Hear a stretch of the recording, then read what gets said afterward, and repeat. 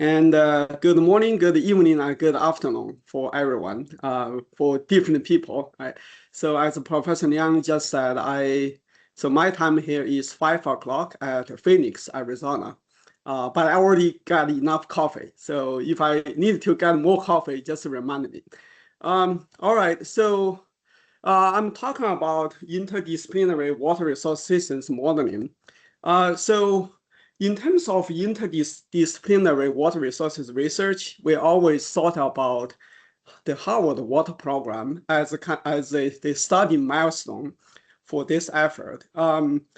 So in 1950s, the government of Pakistan asked the government of the state of government, the Department of State of the United States, asked them about the help on river basin water resources management.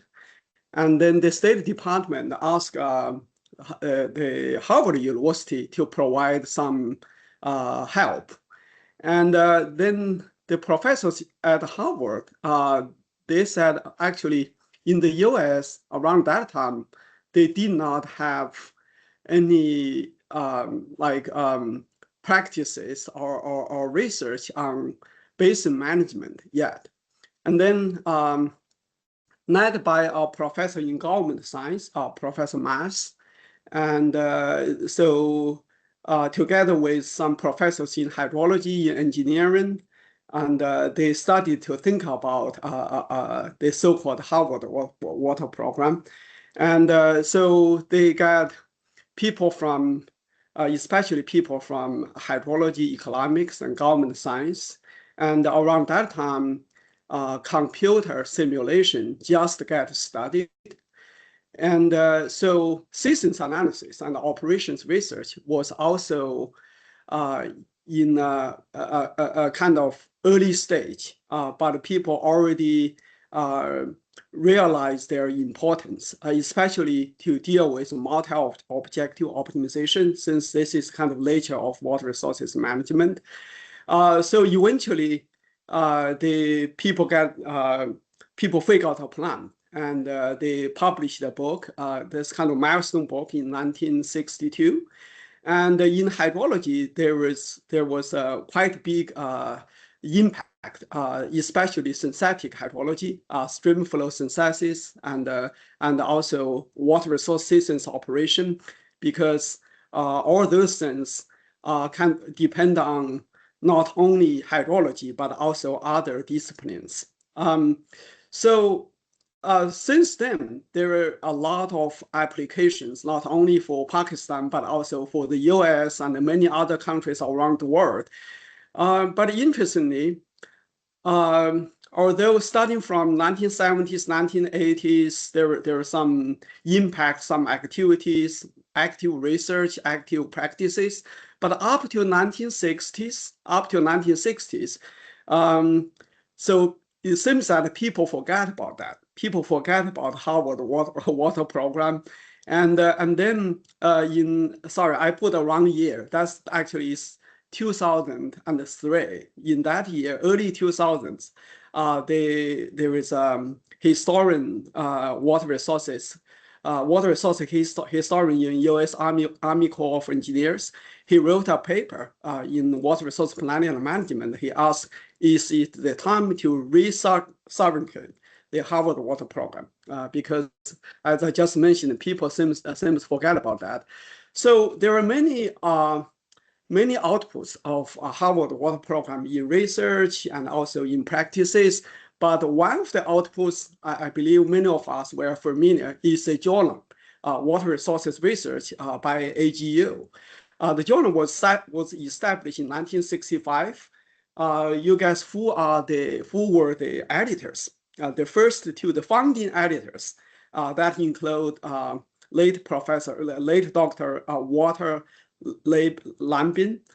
So I believe in AGU, every year AGU have a Lambin lecture. It's a high-profile lecture in his name. He's a hydrologist with USGS. And another person is a famous economist at Resources for the Future. It's Arne Nies. So So this hydrologists and economists, they work together as a founding editors for water resources research. So that's why around that, like in early 1970s, 1980s, you see many classic interdisciplinary papers from the journal. So up to 1970s, hydrologists, they also realize I would say hydrologists in the United States, they started to think about hydrology in the context of systems. But that was already studied in other countries in Europe before that. I need to acknowledge that.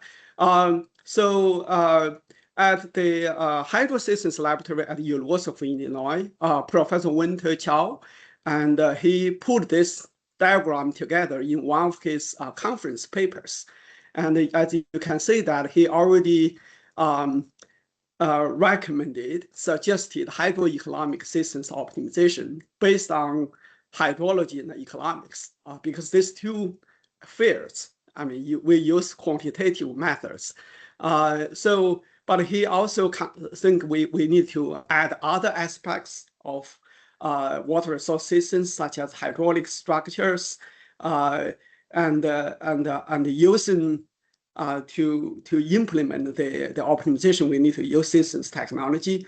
But he particularly emphasized that the social science policies, administrations, those things we usually think those things are less quantitative, right? For us, for engineers, there are many qualitative, but he thinks for real decision making, we need to consider about that. So later, I mean, most recently, we have the so-called coupled lateral human systems that started in 2000.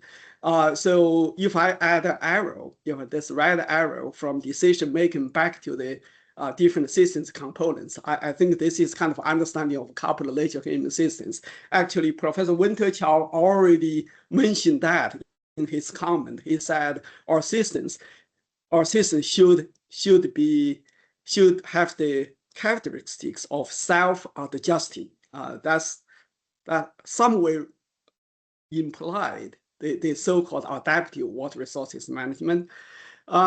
So I believe many of you have heard about social hydrology.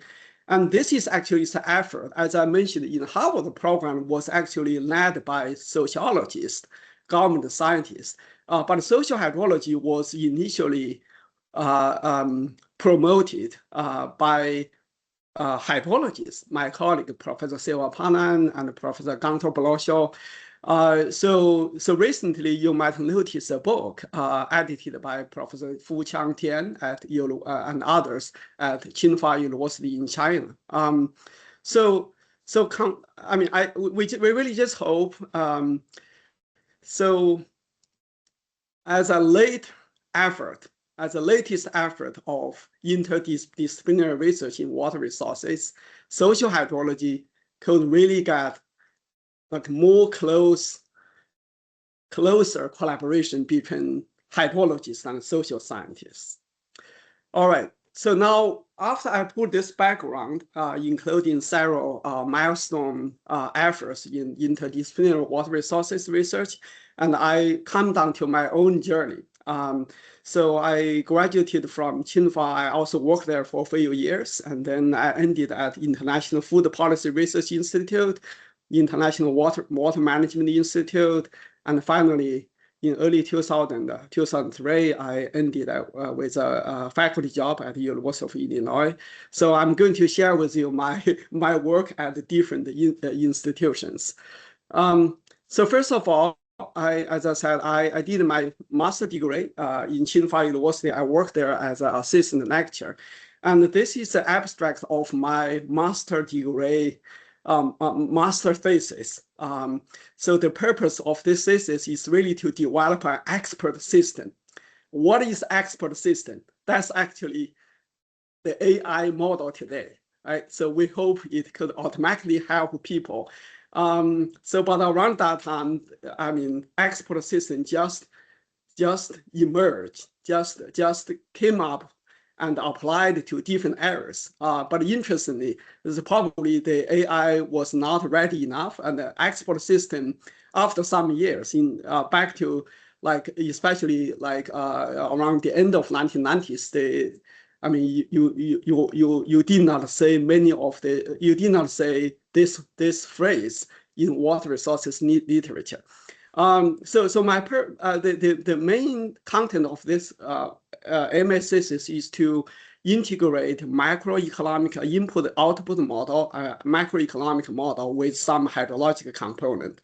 And I also use AI, right? I use AI to help the model parameterization and model application. And that's probably was too ambitious around that time. Then I was very fortunate to get a chance to join an international project. This funded by UNDP. So for Lost China water resource management. So very fortunate. I met with I learned a lot from international consultants. There are many ecologists. Sorry, there are many environmental economics. So this project actually, as I just said, is we got international consulting team, and there are many economists. And but in China, around that time, we really could not find even a single economist, right, who could be called as a water resources economist. So the Chinese team basically is composed of engineers, and the engineers try to figure out how, right? So for example, how could the South-North Water Transfer Project, around that time, this project was under planning. How could this project contribute to water supply in North China? So as an engineer, we try to figure out, the procedures. But the economists, they think in another way, although for the same purpose, right? They think, why? Why is this project good or best for water supply and the economy in North China?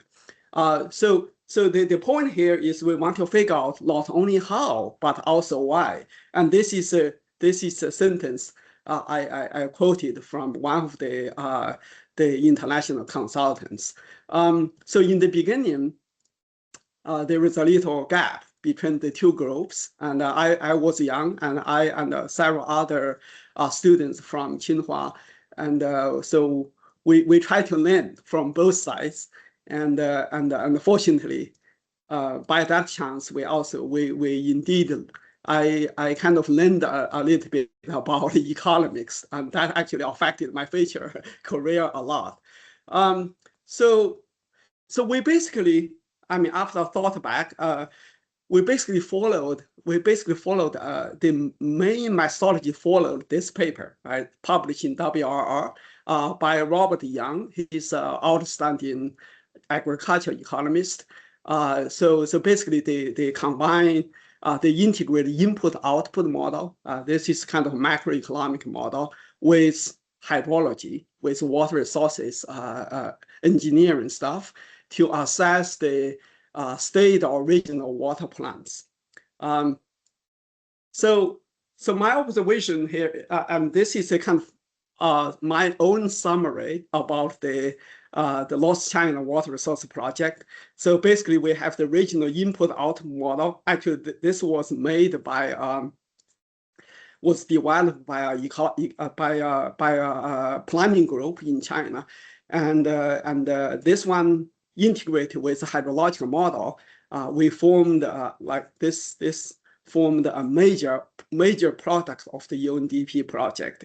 So the idea was from the international consultants, but interestingly, the actual work was finally done by engineers.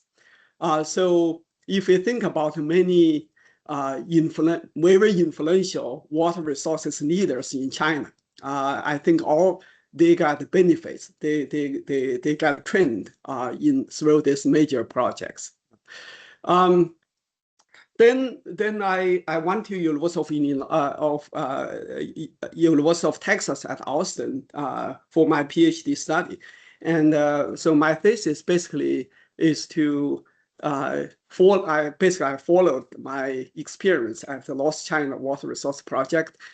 So my thesis title is focus more on the hydroeconomic modeling for river basin management. And also, after I finished my PhD, I joined International Food Policy Research Institute. And so over there, I extended my hydroeconomic model for the ROC basin to a basin in Chile. So when I finished, when I finished my thesis with ROC and the extension with Maple River Basin in Chile, I thought we probably around that time I also knew Professor Jinan at UC Davis. He also worked on that hydroeconomic modeling for basin management. But I thought like our papers are probably relatively new until I found out this paper published in 1972 in Water Resource Research. That's just like several years after the journal was established, right? So this paper, to me, this is earliest hydroeconomic modeling work. So you might know the authors, right? Especially Dr. Bradhoft. He's outstanding. He's really like representative hydrologist at USGS. And who is Robert Young? I just mentioned that, right? So influential, remarkable economists and remarkable hydrologists. They work together to solve this conjective groundwater and surface water systems problem using both hydrology and economics. I'm just thinking about today, can we find economics and hydrologists to work together to write a major paper? I have not seen many in recent years, unfortunately. So all right, so let me say a little bit about my hydroeconomic models for river basin management. So the paper you say this is for from my thesis. It's about the RSA basin. So the idea here is to basically use this top-down hydrologic water resource systems from basin to crop field to simulate hydrology and water resources component. And on the other side, we use this bottom-up to simulate the aggregated agricultural production, economic benefits, and environmental impacts. So this is a combined top-down and the bottom-up approach. But after many years, I thought about what was the real contribution of my PhD thesis. I think that's associated with this statement. I developed a nonlinear optimization model with over 10,000 variables. And when I talked to one of my committee members, Professor Leon Nasden, he said this is amazing. I have never, I mean, as a professional in optimization, he said he has never solved, by that time, he has never solved such a big model. But we figured out some models some methods to solve the model. And very fortunately, I'm so lucky to work with Professor Leon Nasden and Professor McKinney, and we published at least maybe like 4 papers on optimization. So how could we solve complex nonlinear optimization problems? So then for Maple Basin, as I just mentioned, and this is a World Bank sponsored project, and the purpose here is to explore the feasibility of water marketing in Maple River Basin in Chile, because this place, the original water rights was held by wine farmers, because that basin is famous for wine. So Chile exports a lot of wine to the world. But with the growth of the San Diego, the capital city, they need water, right? So and then the international associations and the Chile government, they think they might use the water market as an economic incentive for the water transfer from agriculture to urban use. So this paper, we developed a model, right? Basically is how to say that is we try to simulate the water market, right? So we have to include some economic relationships to determine the equilibrium to solve for the selling price, buying price, and that's on the economic side. And of course, on the hydrology side, we need to simulate based on the hydrological variability, how much water is available, how much water. If we don't know that, I mean, it's difficult to say anyway how much water. I mean, like how much water we could trade, right? And especially we want to know the water availability at different places to catch this spatial heterogeneity. So in this figure is a little complex, but let me just try to explain that. So basically, we compared 3 scenarios. It's a baseline, which means we don't do anything. We follow the business as usual, and we just consider about the water rights, right, without trading.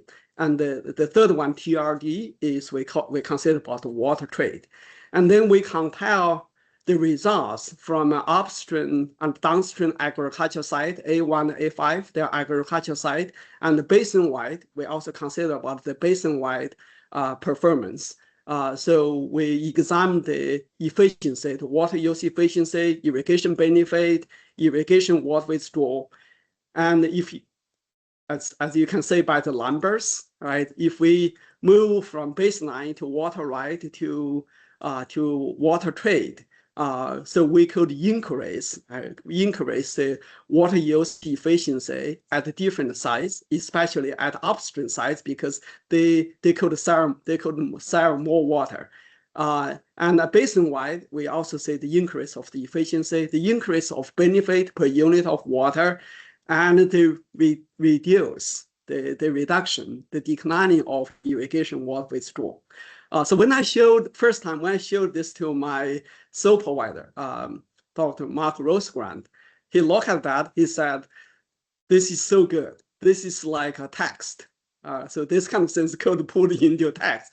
Because to be honest, this is really the first time we could model water market and kind of hydrology in a consistent model. And then we could simulate, right? We could simulate how hydrological variability affects the water market. And meanwhile, we could also say how the trading price, selling price, buying price, they are affected by water availability. So just as a very brief summary about what I talked so far on basin, on water market modeling. So water market is a joint, based on what I just said, it's a joint matter of economics, but hydrology, but it appears as an economic terminology only. So in water resources engineering, in hydrology, we kind of understand about that, right? But it's not in our terminology.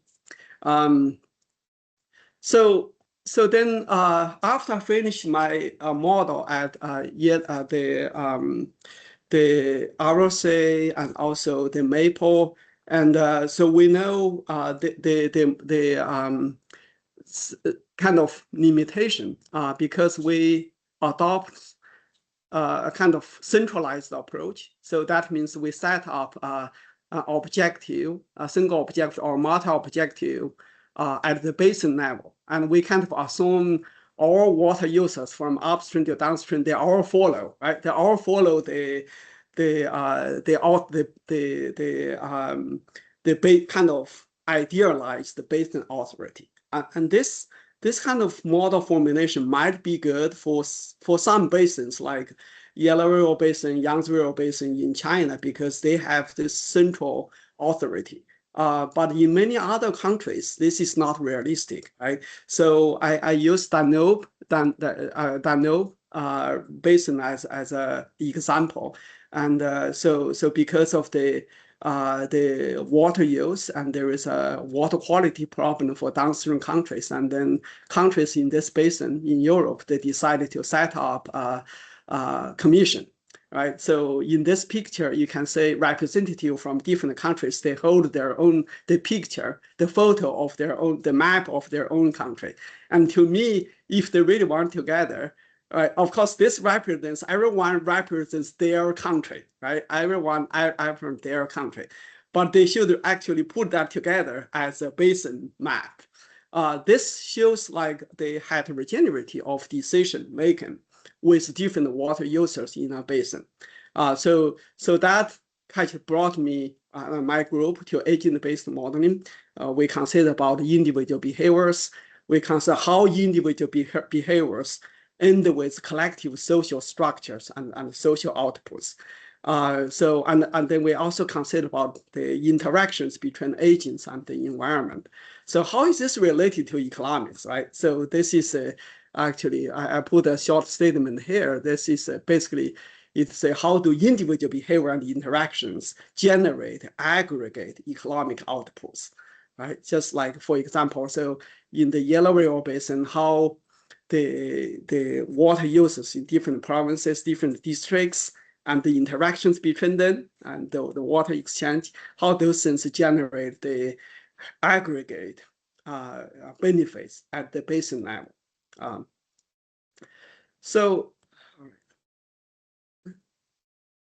Sorry, oh, it's too fast. All right, so we did this for several basins. For Republican River Basin in the US, we simulated the individual water permits for farmers. And in the Yellow River Basin, that was done by my former students and visiting scholars.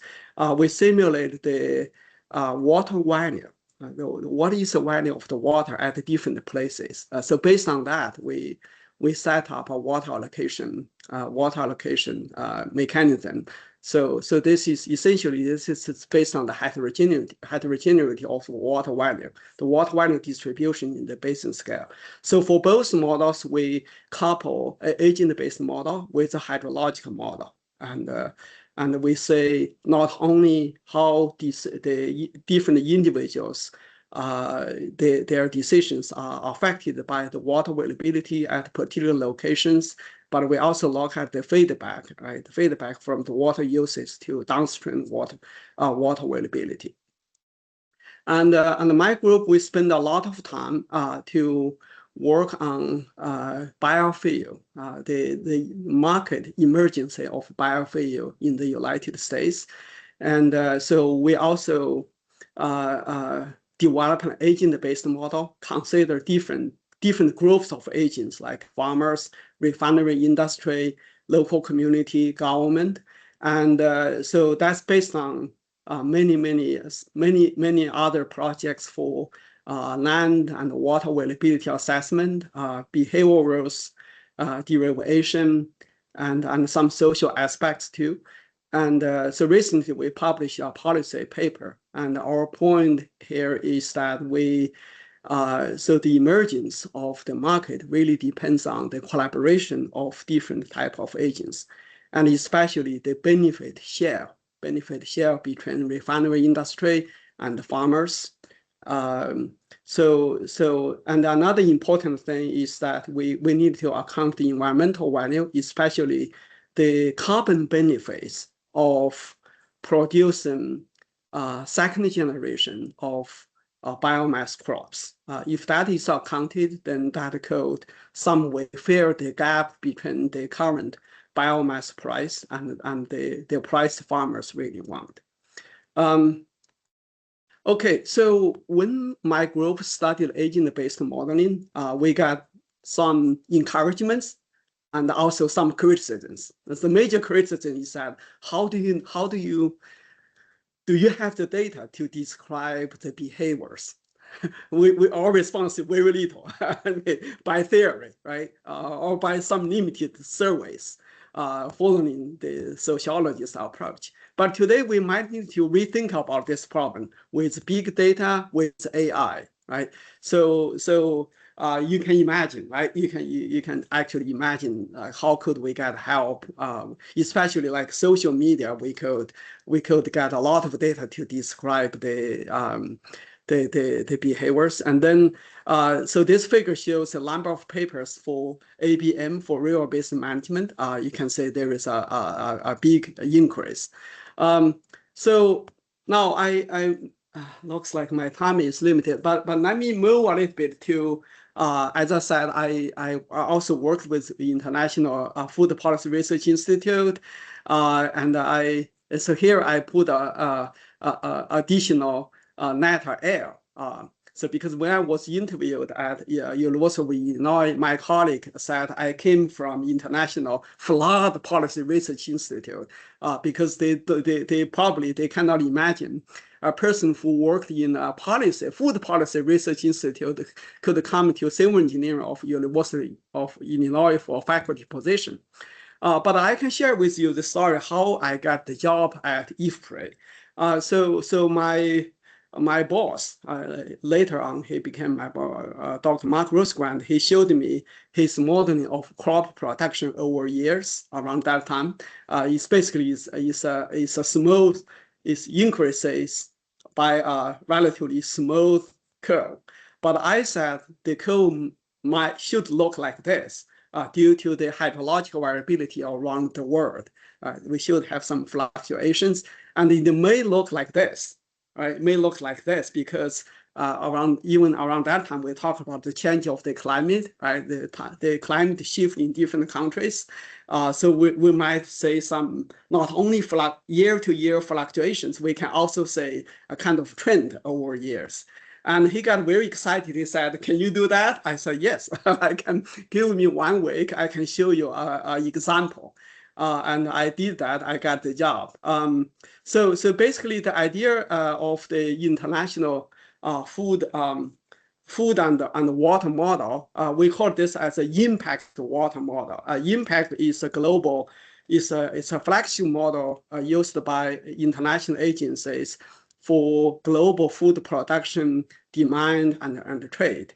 So my work there added a water component, originally a water component, as you can see from the left side. So I basically simulate the water availability for food production at the river basin scale. And so considering the different conditions in a large basin, we could use the so-called food production units, which could be identified at different places of water of a river basin. And we also consider about we use a very highly aggregated approach to consider about the impact of infrastructure such as reservoirs. And so then on the economic side, we aggregate food production, food demand at a regional scale, and then eventually at the global food market, global scale, we determine the trade prices and the actual trade between different countries. So we published the book, and actually this is with my name, this is kind of probably most highly cited publications in my references. And I think the work was really originally try to solve the following problems, like how local water resource development affects the global food market, and then from policy perspective, where to put the water and the food investment. So should we put that in somewhere in Africa or somewhere in India, and that could largely improve the international food market. And then one of the kind of unique work over there is that because we consider both irrigated and rain-fed agriculture, and for the first time we told the world the future food production potential from rainfed is comparable to irrigated crops. And I believe the international agencies such as the World Bank and FAO, they kind of accepted this result. And we say the work has been cited by many regional and international agencies. That's kind of impact of the work. So I also like to share with you a little bit unexpected relevance of the global, my global food and water marketing work. Around that time, I used a global model, which is called Water Gap, developed by Professor Joe Akumo and Petro Dole, and they're still improving the model. But around that time, Water Gap was the only international global hydrological model. And so like today, you know, like I think a lot of people, they are proud to be a global hydrologist, and many global hydrology models are under development or being applied. And the other thing is related to this virtual water flow.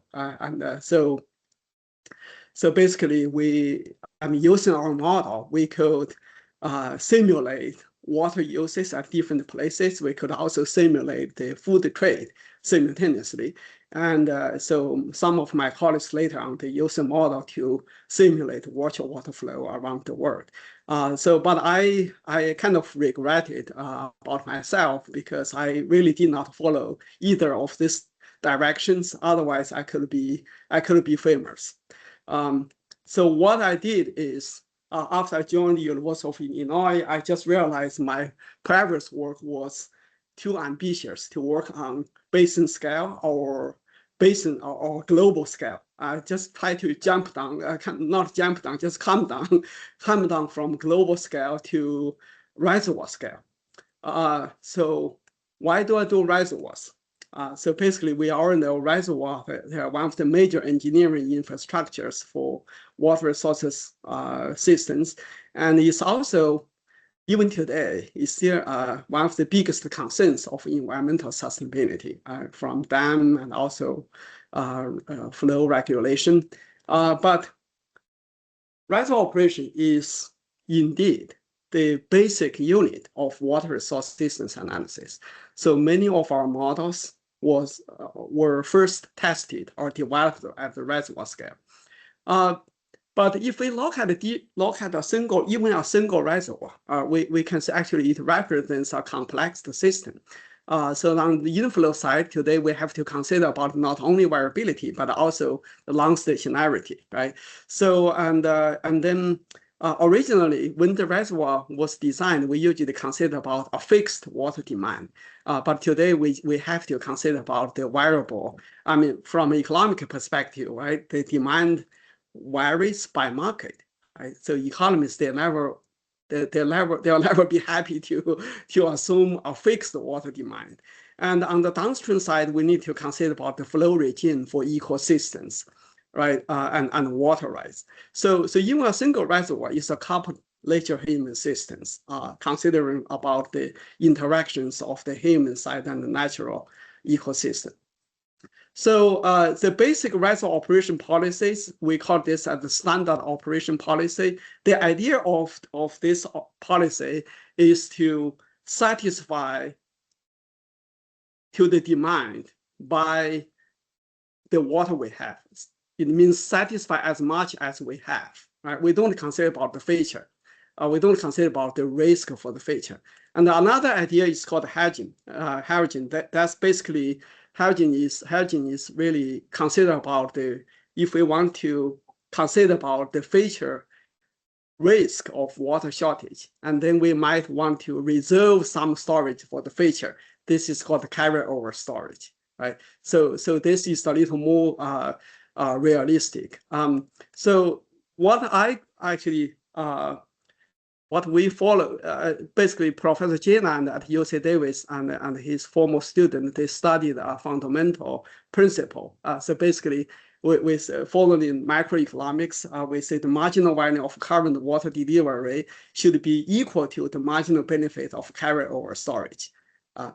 So that basically says, for 1 unit of water, should we use that currently, or we should reserve for the future? Right. So, but what my first PhD student did is that we consider about hydrological uncertainty, because we don't know the future water availability, right? This is represented by IF, and then the relationship becomes a little complex, right? So if we want to consider about the uncertainty of the future water availability, then we have to consider about the expected value. So I mean, most of the studies in this area, reservoir operations, they use numerical models. Then the focus is more on algorithm development to solve complex models. I did that myself, but for this, then after I joined the University of Illinois, we tried to say if we could do some analytical work.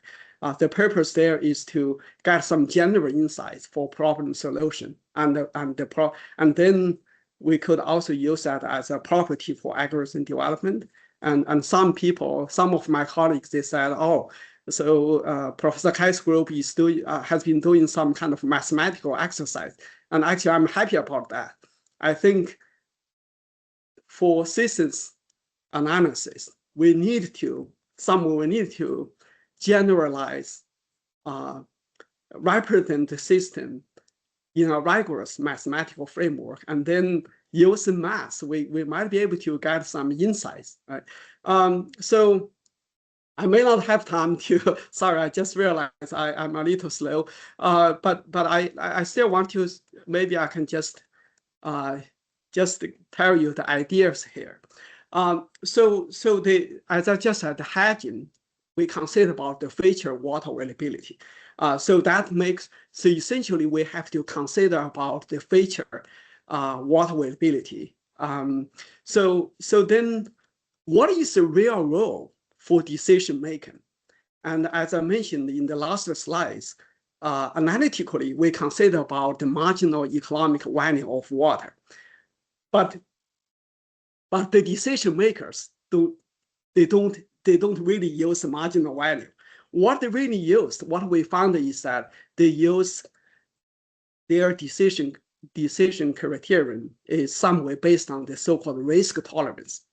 So how much risk they could tolerate for the current water shortage and the future water shortage and the future water shortage. And then essentially that depends on or estimated about the future water availability. So based on that, we just found out how sensitive people's risk tolerance to the future water availability. And that depends on the different forms of hedging, like linear hedging. In linear hedging, we found basically the risk tolerance change responding to hydrological variability for current and the future. If they are identical, then we just use linear hedging. This actually was used in many numerical models, but the theory beyond that is a risk tolerance. And also we have this concave hedging and the convex hedging that depends on the relative risk tolerance change for current and the future. So let me skip this. So basically, this is also a summary. The reservoir operation is a joint matter of water resources engineering and economics, but it typically appears as a water resources engineering terminology only. So economists, they care about reservoir operation, but not many economics that work on reservoir operations. So how could we do better today on hydroeconomic modeling? I think we have many good situations, right? Or advances in interdisciplinary education and research, and in the past we had to write Fortran code manually, but today AI code help us to do the coding very quickly. And in the past we just use this personal desktop computers, but today we moved to supercomputers. That's all the advantages we could use today.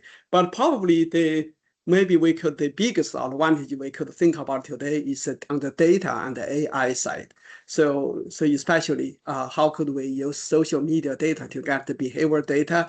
How could we use data-based modeling like surrogates substitute to deal with the complexity in hydrological simulations. And also the boundary of water resource system has been expanded.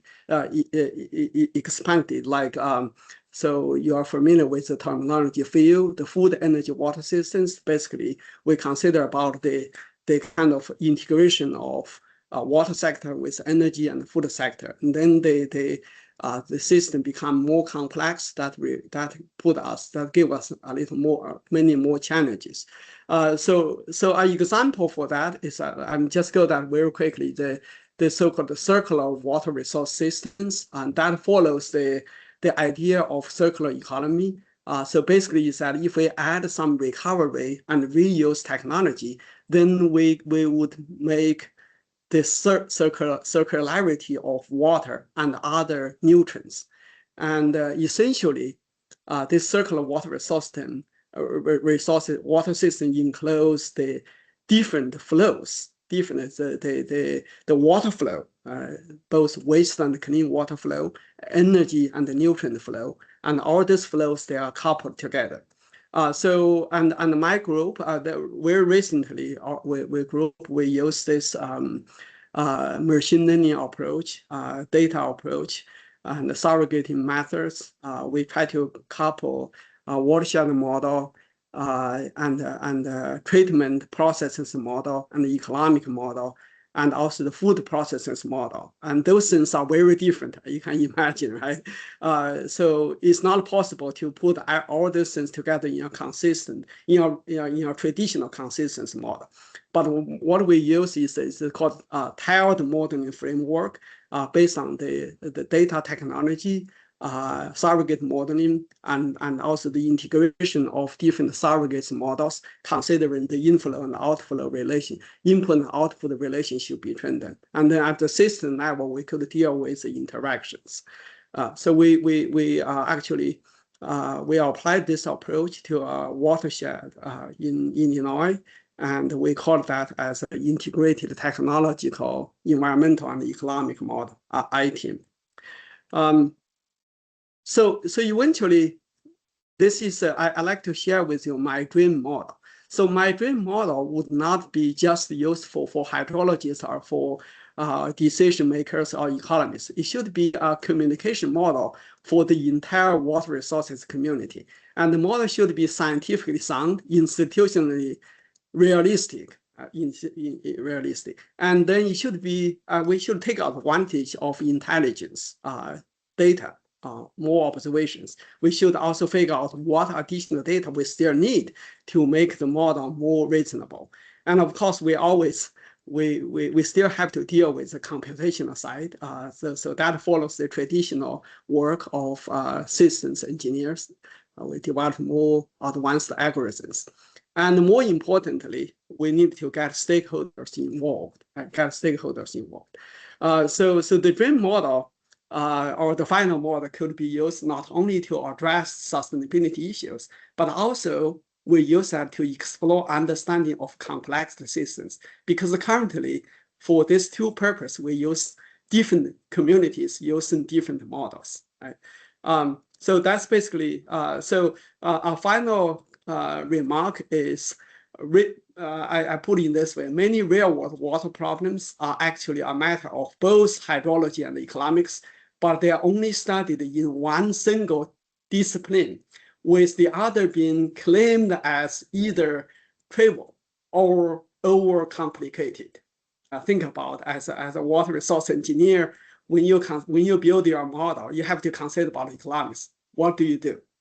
And the other way, if you are economics, for your own model, what kind of simplifications you made for hydrology side? Right? So thank you very much. That's basically my last slide.